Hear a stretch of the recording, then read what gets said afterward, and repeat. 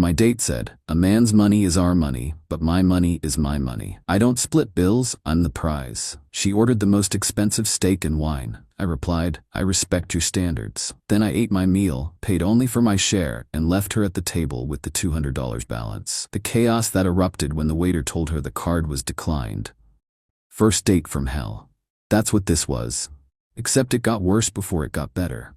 And then it got hilarious. I'm Ryan, 29. Software developer, make good money, not bragging, just setting context. I can afford nice dinners. I've never had a problem paying on dates. Seriously, I'm traditional that way. First date, I got it. That's just how I was raised. This story isn't about me being cheap, it's about me refusing to be played. Met Ashley on Hinge, her profile was normal, grad student getting her MBA, liked hiking and wine, had a dog, standard stuff. We matched. Chatted for a few days. Conversation was fine, nothing amazing but decent. I suggested coffee, she said she preferred dinner. Coffee feels like a job interview. Dinner is more relaxed. Fair point. I suggested a casual Italian place. Good food, reasonable prices, nice atmosphere. She countered with Morton's Steakhouse. That should have been my first clue. Morton's isn't a first date place unless you're trying to impress someone. It's expensive. Like appetizers cost more than entrees elsewhere. Expensive. But I thought, maybe she just likes good food. Maybe she wants to see if I'm serious. Fine. I can do Morton's. I made a reservation for Friday night. Day of the date, I was actually looking forward to it. Picked out a nice outfit. Got a haircut that morning. I was going in with good intentions, planning to pay for everything. That was the plan. I'm emphasizing this because it matters later. I arrived at 7 p.m. She showed up at 7:25. No apology, just walked up and said, "I'm here." Strike one. But I let it go. She looked nice, dressed up, hair done. Maybe she lost track of time getting ready.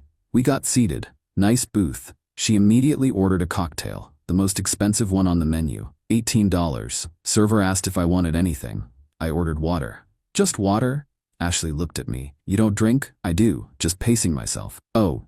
She seemed disappointed. Server brought bread. Ashley didn't touch it. Started looking at her phone. "Everything okay?" I asked. "Yeah, just checking something." She didn't look up.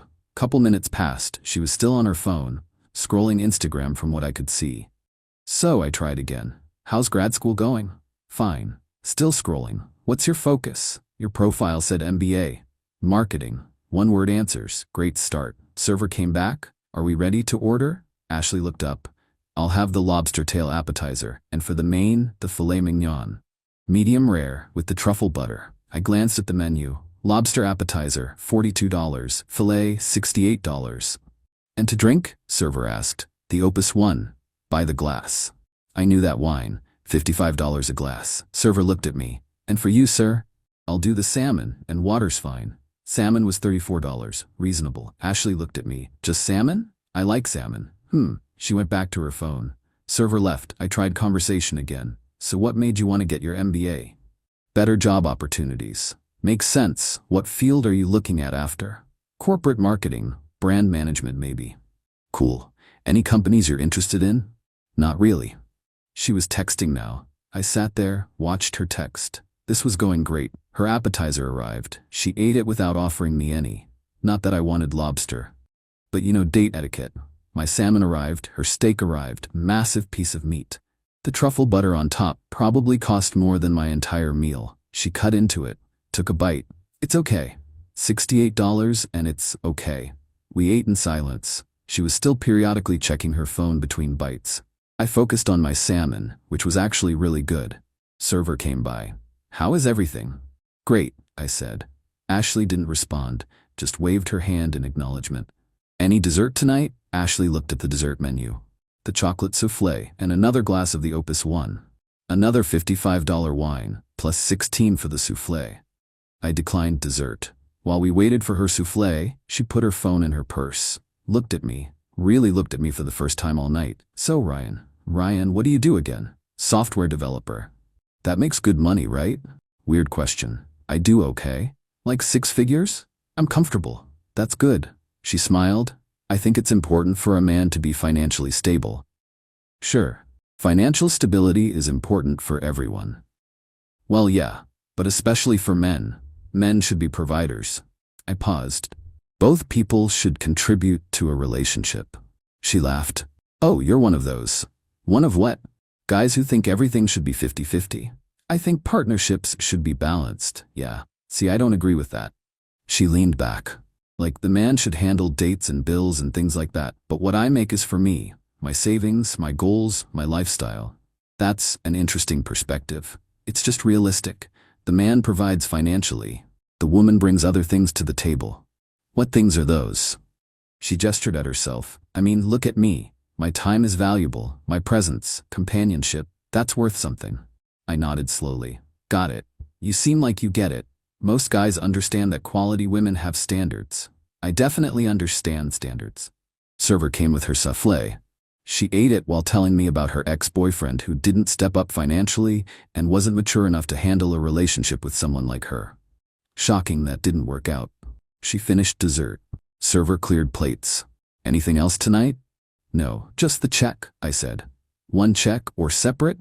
Before I could answer, Ashley jumped in. Together, one check. Server nodded and left. Ashley looked at me, smiled. Thanks for dinner. This was nice. Don't thank me yet. What? Server came back with the check folder, placed it on the table. I picked it up. Looked at the total. $312. I did quick math. My salmon and water with tax, about $37. I pulled out my wallet, counted out $50 in cash, put it in the folder. That covered my meal, plus a generous tip for my portion. Ashley watched me. What are you doing? Paying for my meal. What about mine? You explained your philosophy. Your money is yours, so I'm respecting that. Your meal, your money. Her face went red. Are you serious right now? Completely. You set the standard, you're independent, you've got your own income, so we'll each handle our own. That's not. You can't just. I can and I am. I stood up. I respect your standards. Enjoy the rest of your evening. I walked toward the exit, heard her behind me. Ryan, get back here. I kept walking. Made it outside, got to my car, my phone started blowing up. Text from Ashley. Are you kidding me? Get back here now. You can't leave me with this bill. I don't have enough on my card for this. I didn't respond. Drove home, cracked a beer. Felt pretty good about myself. The texts kept coming.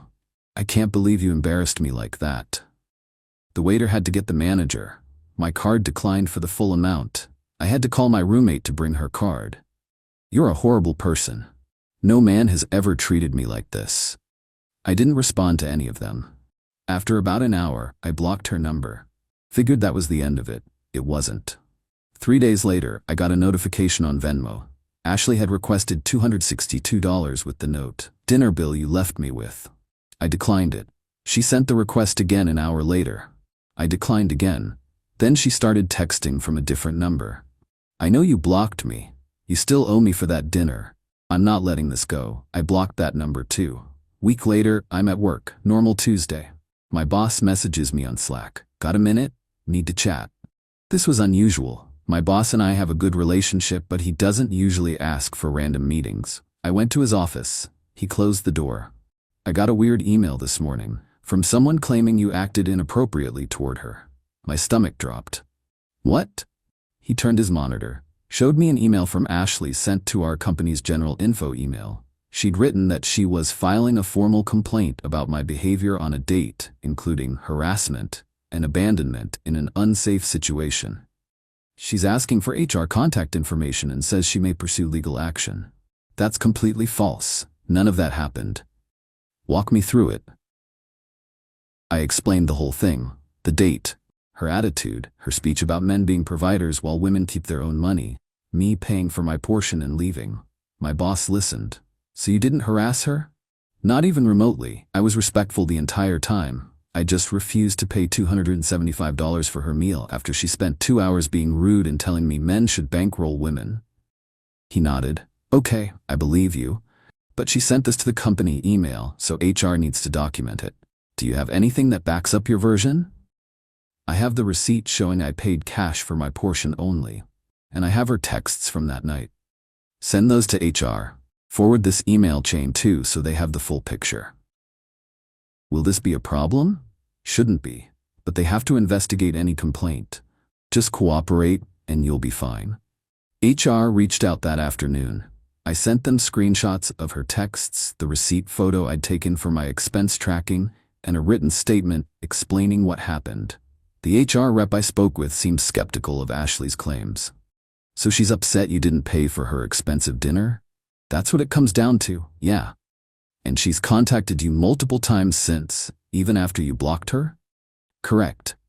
Okay, we'll review everything. In the meantime, don't respond to any communication from her.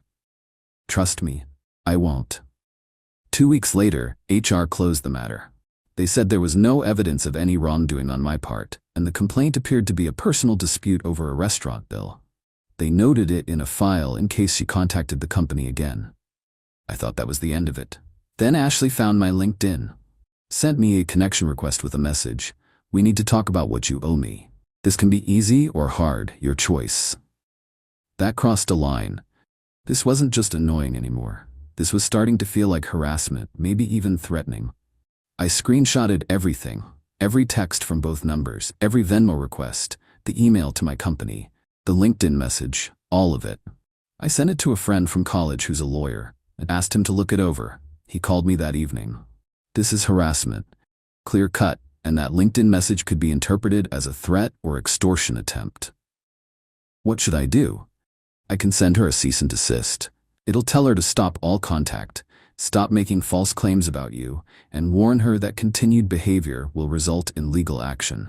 Usually that's enough to make someone back off. Let's do it. He drafted the letter. Professional but firm. Laid out all the contact attempts. Demanded she stop immediately. Warned of potential civil action if she continued. We sent it certified mail to the address on her Hinge profile. She signed for it 4 days later. That evening, my phone rang from an unknown number. I almost didn't answer, but something made me pick up. You sent me a legal letter? Screaming, are you insane? Ashley, you need to stop contacting me. You humiliated me. You left me with a bill I couldn't pay. You ordered $275 of food and wine. That's your responsibility. You asked me to dinner. And you chose the restaurant, ordered the most expensive items, and spent the whole time on your phone. Then told me men should pay for everything while women keep their own money. So I paid for myself. That's fair. I'm gonna sue you. For what? You have no case. You're harassing me. You contacted my employer with false information. You're sending threatening messages. Stop now, or my lawyer will take further action. You're gonna regret this. No, I'm not. Don't contact me again. I hung up, immediately texted my lawyer friend what happened. He said, if she reaches out again, don't answer. Let me know and we'll pursue a restraining order. She didn't contact me again. For 2 months, nothing. Complete silence. I started to relax.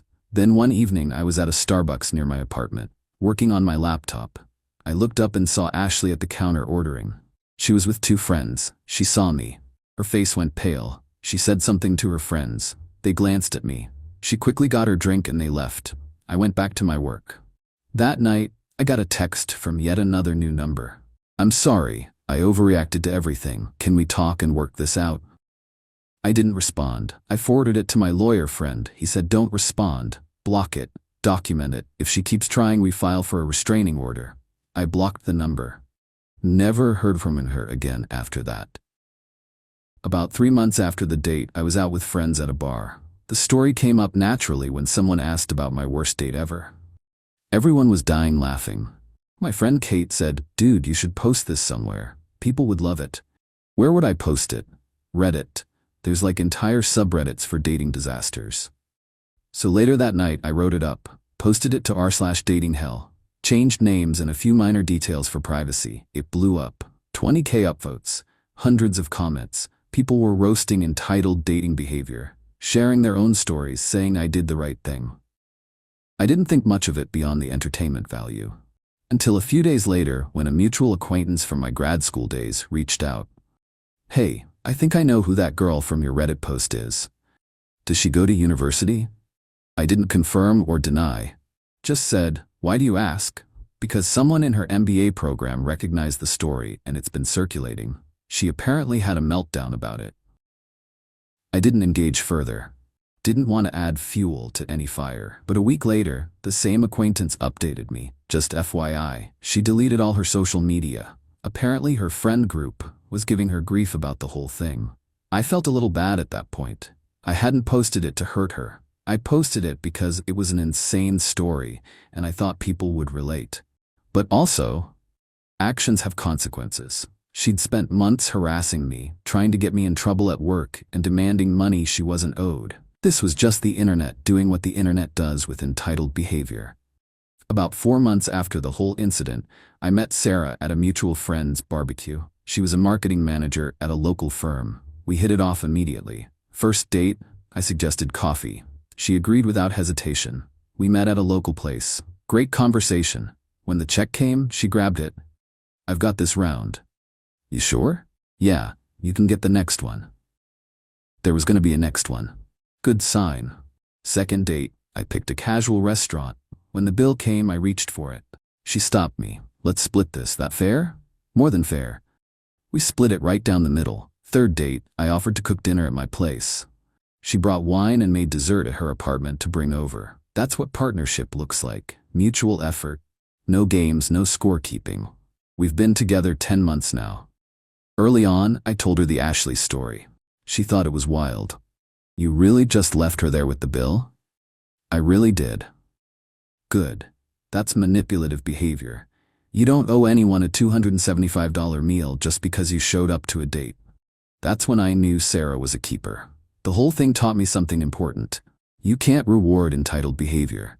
If I'd just paid Ashley's bill and ghosted her afterward, I'd have been out $312, and she'd have learned nothing. She'd have walked away thinking her strategy works.